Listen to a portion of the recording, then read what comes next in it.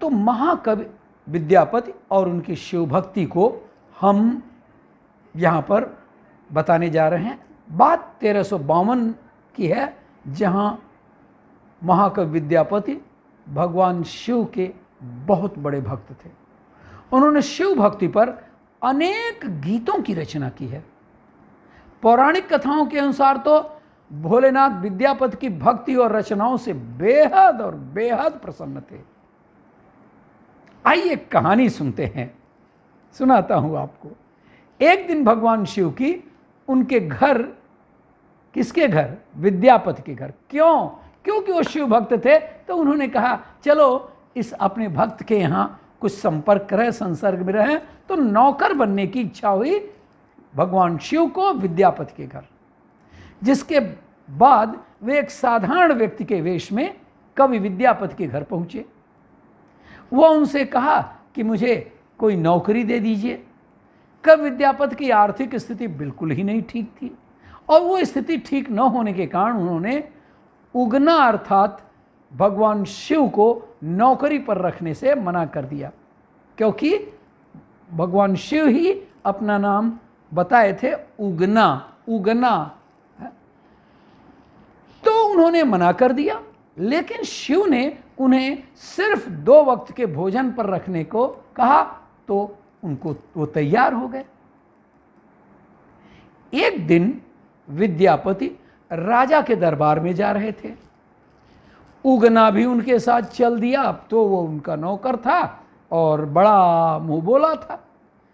तेज गर्मी और धूप के कारण विद्यापति का गला सूखने लगा।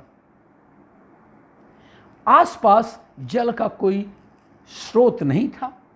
विद्यापति ने उगना से कहा, कहीं से तो पानी का प्रबंध करो, बड़ी प्यास लगी है।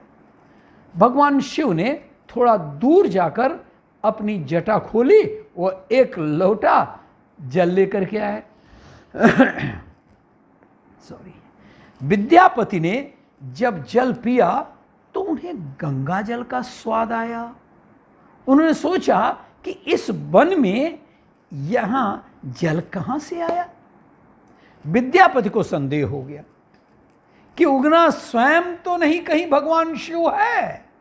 जब विद्यापति उगना को शिव संबोधित कर उनके चरणों में गिर पड़े, अपने नौकर के, उगना नौकर था, गिर पड़े, तो शिव को विवश होकर के अपने वास्तविक स्वरूप में आना पड़ा। शिव ने कवि विद्यापति के साथ रहने की इच्छा जताई, लेकिन उन्होंने कहा कि मैं तुम्हारे साथ उगना बनकर ही रहूंगा, मेरा वास्तविक परिचय नहीं किसी को पता लगना चाहिए।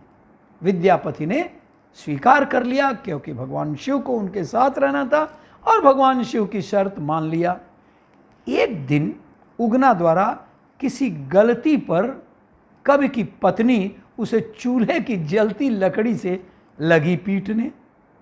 उसी समय विद्यापति वहां आ गए और उनके मुंह से निकल गया, क्या कर रही हो, क्या अत्याचार कर रही हो, नहीं ये इसी लायक है।